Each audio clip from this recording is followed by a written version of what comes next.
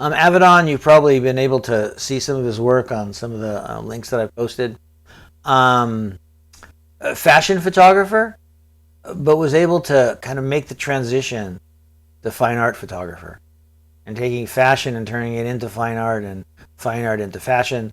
So he walked this very interesting line between the two. A bunch of his famous photographs. I had that picture of Natasha Kinski and the serpent in my apartment when I was going to school. You've seen some of his work, so we don't have to go into too much detail about him.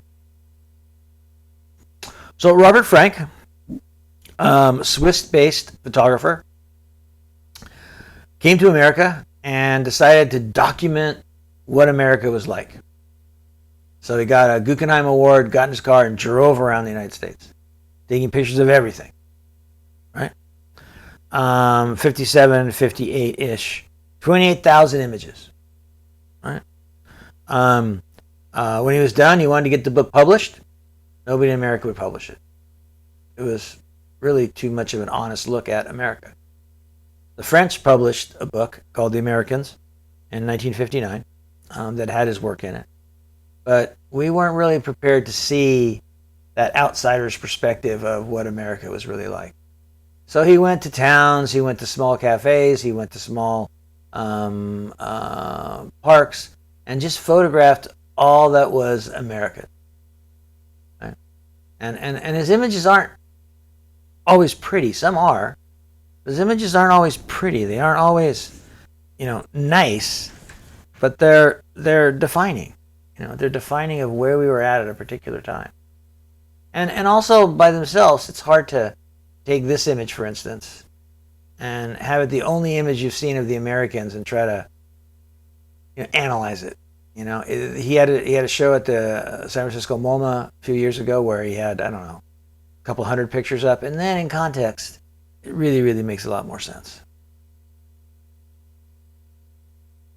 So you can imagine somebody not from here seeing some of the social injustices that we were going through in 57 and 58, and it being something rather odd, and he had to photograph it for sure. So documentary photographer, street photographer, a little bit more of a social political twist to it maybe than Bresson, right? A little bit more of a statement. So that same kind of quality. Well, if you haven't had a chance to see any of Gary O. Winogrand's work, you should. Very, very interesting character. New York, L.A., went to a lot of different places, but basically New York. And he was very cantankerous. He was out there shooting every single day, and he was out there shooting, and he often didn't process the film. When he died, there were, I don't know, some ridiculous number, 10,000 rolls of film that weren't processed yet, and again another bunch that weren't ever contact printed or printed. So a museum had to go in and posthumously process and print the film and sort of get all of this archive together. But this is a very prolific photographer that was kind of like, you heard the Vivian Maier story, kind of like that. Shoot it and kind of put it away. Shoot it and put it away. Right? But he took kind of a comical, almost cynical look on life. There's some great little YouTube videos, and one of the things that he talks about is a lot of these photographers that are his contemporaries, even photographers of today, talk about the photographic narrative. What's the picture saying? And he contends that it's saying nothing. It's just a picture. I took it. It was interesting. When I printed it, I saw in the proof. I liked it, so I printed it. And he says, you can read anything you want into the photograph. You can make up any story you want, but it won't be right because you weren't there. And you don't know what happened right before and right after to complete that story. So every narrative that you see in a picture is just somebody's lie. Right? So he challenged the art community to this idea of narrative and how that sort of becomes almost a timestamp, or not timestamp, but a caption to your photographs. I think he rebelled against that because that wasn't how he made photographs. They weren't his narratives, they were other people's narratives on top of his images.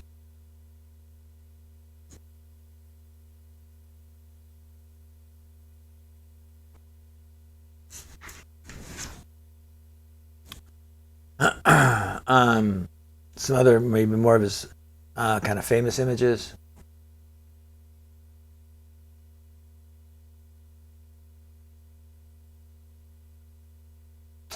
Okay, Dwayne Michaels, still alive, still working.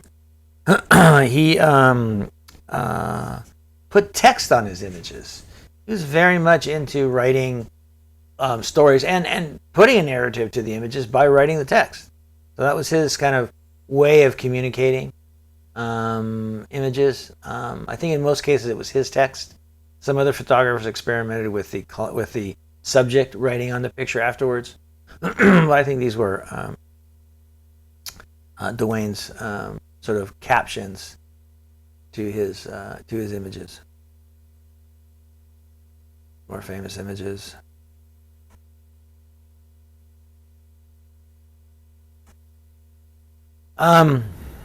Lee Friedlander. I kind of see him as a Rodney Dangerfield of photography. Kind of a comic. A lot of fun. Quick with a one-liner. His pictures seem playful. They seem fun. They seem that he breaks a lot of rules just to do it, to see how it flies with you. He makes pictures that seem, a little bit average to play with you, but a very, very prolific photographer. And again, in context, making some very, very interesting images. He inserts himself in terms of a shadow in a lot of pictures, like he does on the lower right there. Very interesting sort of take on life. Again, mostly people, not things, but mostly people. And I mean, the one on the right, I don't think you'd ever purposefully choose to have a Christmas tree growing out of somebody's head, but I'm sure he positioned that there perfectly, because he wanted to kind of push the envelope just a little bit.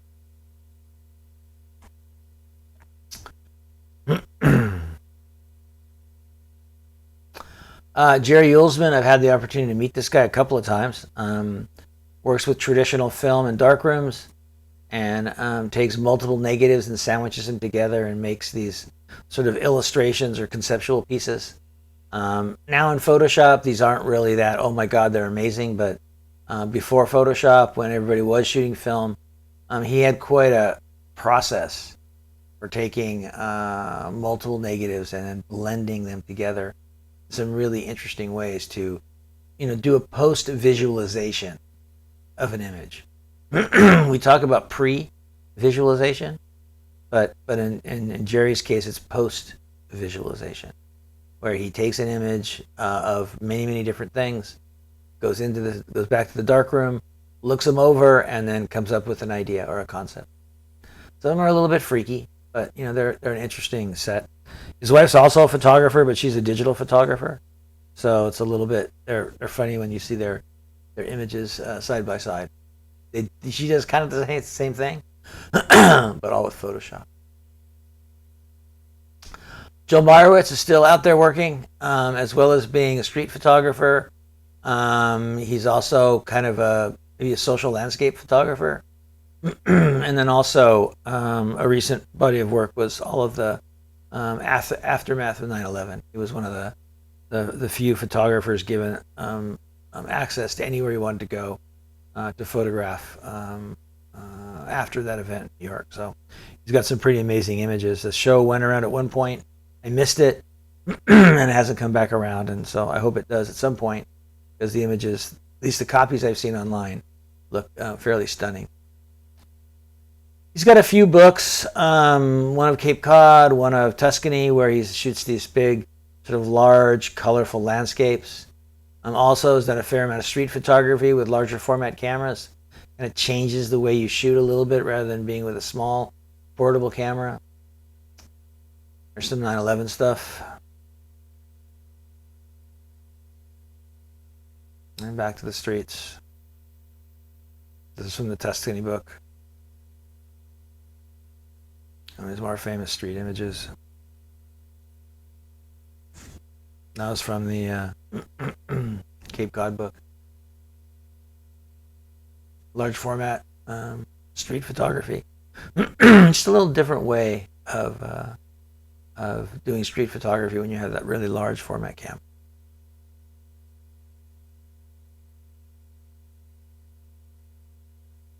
Mary Ellen Mark, unfortunately, I think within the last 2 years she's left us. Really powerful photographer, a little bit like Diane Arbus, photographing the fringes in a documentary kind of style. She was out of LA. She did a lot of workshops towards the end, or sort of information sessions where you could go and have her talk about your work and she could talk about her work. But documentary kind of work, orphanage, carnivals, all sorts of different fringe activities. She was there to photograph that. Let me see if the next one is what I thought. Yeah, so it's kind of a sad story, but it's one that I think as photographers we have to concern ourselves with. Is she was doing a series of homeless people in LA who lived in their cars, and here was a family that she got to know, and she befriended them, and she was able to photograph them. And then at some point during the relationship, she discovered that the man who was not the husband, or was not the father of the children, was molesting the kids. And so her only option at that point was to call in the authorities, and he was arrested, and the family was broken up, and that was enough to sort of have her eliminated from this family, and they didn't want her around anymore and didn't want her to do any more photography. But I think that was one of those times in a photographer's world where there is something more important than the picture. And in one hand, if you don't know that backstory, this looks like a sad family. If you know the backstory, it looks like some really sad mother and some really sad kids. So anyways, just there's a line that we all have, and we have to make sure that we stay aware of that and not cross that line and compromise our own values. Henry Wessel, here's a guy that I chose to put in here because he's weird, right? He's not weird, but his pictures are weird. I don't get him, and I think the fact that I don't get him makes me want to look at him even more and more.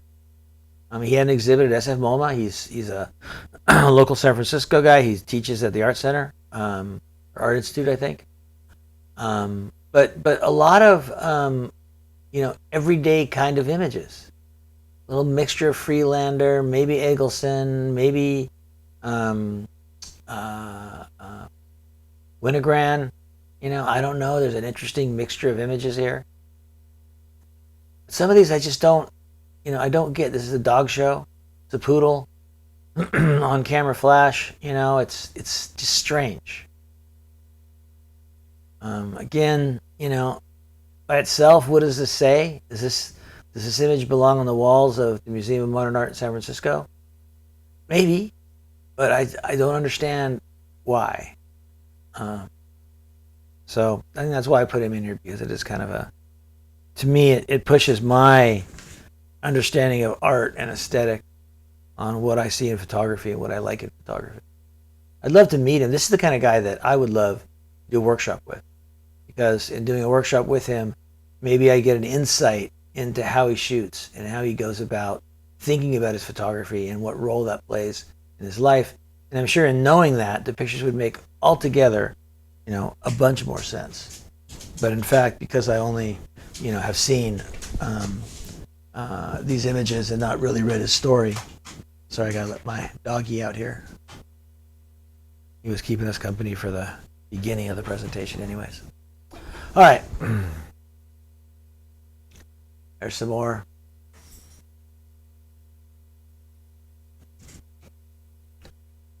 Sebastião Salgado, he had a wonderful show at the Leica Gallery last semester. Documentary photographer, mostly black and white photographer, from Brazil, an economist by trade, decided to be a photographer. Has had a really, really interesting career. Really, at one point, really got burned out, photographing way too much war and destruction and poverty and senseless violence, to the genocide of Rwanda, to all other kinds of poor labor practices around the world, bringing those pictures back to National Geo and places like that to see. And he had this really horrible sort of breakdown about not being able to photograph anymore, and he went back home, went back to his father's ranch, and it was in kind of the same state as his mind, a bit dilapidated and a bit not taken care of. And so he went on a mission to rebuild and replant and bring back to life this ranch that he grew up on. And in doing that, he got his own spur of life, or his own passion back. Went off and did a book called Genesis. And if you're ever in the library or you're around some place where they have a lot of photographic books and they have a book called Genesis, have a seat, get a coffee, and look at that book. You'll be amazed at his photography. It's a little bit more uplifting than these images, although he has some of these in there. There's a great documentary that his son did on him that was released 2 years ago. So if you're interested in a little bit of his history and how he got to be where he was in this whole process that I was talking about, you can rent the DVD of I think it's A Photographer's Life or something like that. So Mapplethorpe, I didn't know a lot about him until this brand new documentary came out, and he was kind of a crazy guy, man. He was all over LA. He was like an Andy Warhol of photography. He hung out with Andy Warhol, and he hung out with a bunch of other photographers, and he went through this whole host of relationships and taking pictures and doing all this exotic, erotic kind of photographs, mostly of males, mostly male nudes. Photographed flowers, photographed male nudes, did a lot of really graphical, interesting kinds of photography, but also was this crazy, wild LA guy, kind of like almost like a Jimmy Dean. That's a picture of him in the lower right, portrait of him. So he was a kind of a wild and crazy guy. Unfortunately, he was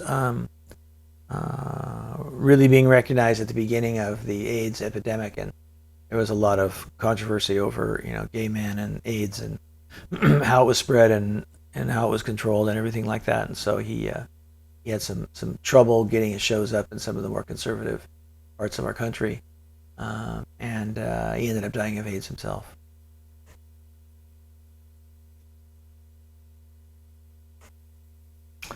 I think we conclude here with Annie Leibovitz. I'm sure you've all heard of her. She's pretty much photographed anybody who's anybody in the world of entertainment and music. Her first gig was traveling with the Rolling Stones and being their band, tour photographer for Rolling Stone. Spent her first chunk of her career with Rolling Stone photographing all kinds of different individuals. So first it was the music industry. This picture of John Lennon and Yoko on the lower left, that was a picture on the day that John Lennon was killed. So quite a epic photograph. I've been there, photographed him, and then a few hours later, I'm hearing those horrible results. But I think what she had was the ability to convince these famous celebrities to trust her with the image. Bette Midler to trust her with the image. Schwarzenegger to trust her with his image, because some of these people, the image is everything.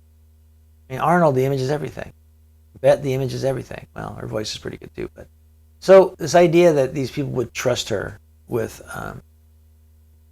making these portraits, and she had a lot of really interesting influences throughout her career. At the end, oh shoot, I forgot her name. It'll come to me as soon as we get there, I'm sure. Did some family portraits, kind of turn the camera back on herself, her family a little bit. some more Rolling. That was the very first picture she shot of John Lennon, the one on the left.